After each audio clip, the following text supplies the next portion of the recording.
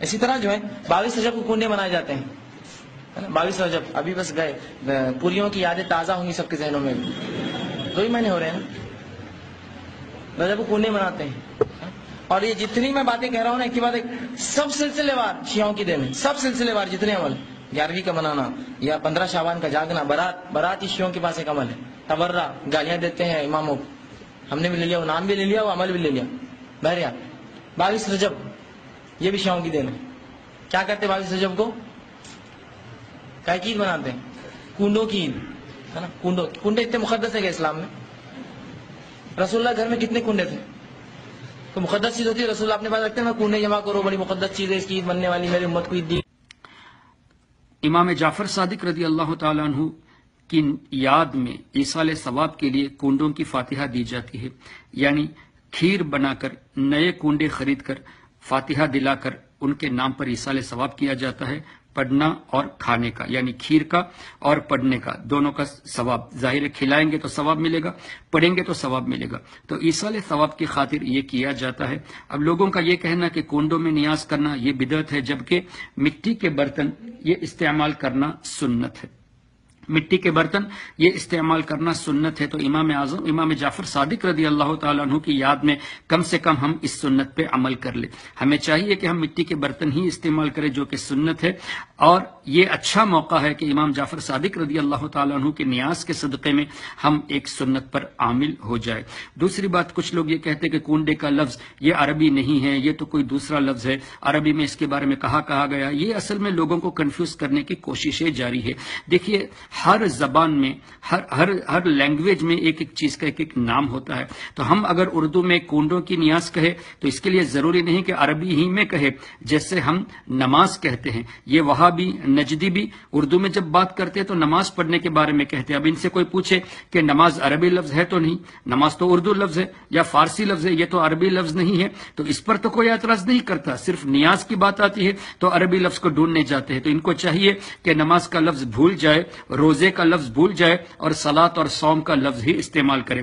روزے کی بھی تو بات کرتے ہیں، روزہ کون سا عربی لفظ ہے؟ تو یہاں ان کو عربی لفظ یاد نہیں آتا جہاں کنڈے کی بات آتی ہے، جبکہ مٹی کے برتن کے لیے عربی میں الفاظ ہے، ہر زبان میں الفاظ ہوتے ہیں، لیکن یہ لوگوں کو کنفیوز کرنے کے لیے اس طرح کی باتیں کرتے ہیں۔ برائے کرم ان لوگوں کی باتوں پہ نہ آئے، نیاز آپ ضرور کیجئے۔ امام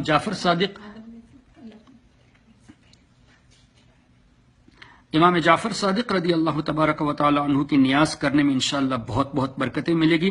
امام جعفر صادق رضی اللہ تعالی عنہ وہ ہستی ہے جن کے تعلق سے سیدنا امام اعظم امام ابو حنیفہ رضی اللہ تعالی عنہ نے فرمایا کہ میں نے 2 سال معرفت کا علم امام جعفر صادق رضی اللہ تعالی عنہ کے پاس پڑھا ہے، اگر وہ 2 سال نہ ہوتے تو ابو حنیفہ ہلاک ہو جاتا۔ اللہ اکبر! ہمارے امام اعظم کے شیخ تھے، ان کے پیر و مرشد تھے، ان کے استاذ تھے، اور ایسے تھے کہ کسی نے پوچھا امام اعظم سے کہ حضرت آپ کی عمر کتنی ہے، جبکہ دیکھنے میں ضعیف لگتے تھے، فرمایا کہ 2 سال۔ لوگوں نے سمجھا کہ حضرت کیوں اس طرح کا جواب دے رہے ہیں؟ امام اعظم نے فرمایا جو 2 سال میں نے سیدنا امام جعفر صادق رضی اللہ تعالیٰ عنہ کے پاس گزارے ہیں وہی اصل میری زندگی کے 2 سال ہے۔ اللہ اکبر!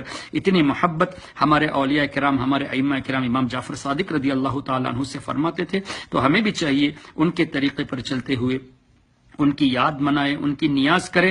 اور لوگوں کا یہ کہنا لینگویج کے تعلق سے، تو ان کو چاہیے کہ تفسیر پڑھے۔ اللہ تعالیٰ نے حضرت آدم علیہ السلام کو 7 لاکھ زبانیں سکھا دی، ہر چیز کا نام ہر زبان میں اللہ تبارک و تعالیٰ نے سکھا دی، ہر چیز کا نام ہر زبان میں۔ مثال کے طور پہ پین کو لے لیجئے، قلم کو، اردو میں اس کو قلم کہیں گے، عربی میں قلم کہیں گے، انگلش میں پین کہیں گے، کسی اور زبان میں کچھ اور کہیں گے، تو تمام زبانوں میں اللہ تبارک و تعالی نے ہر چیز کے نام بتا دیے۔ تو اس پر یہ اعتراض کرنا کہ یہ عربی نہیں ہے اس لیے ہم نہیں مانتے، تو یہ صرف جاہلانہ اعتراض ہے اور لوگوں کو نیک اعمال سے دور کرنے کی کوششیں ہیں۔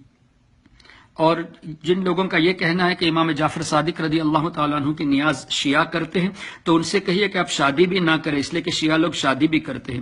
ان سے کہیے کہ مہمان نوازی بھی نہ کریں، اس لیے کہ شیعہ لوگ مہمان نوازی بھی کرتے ہیں۔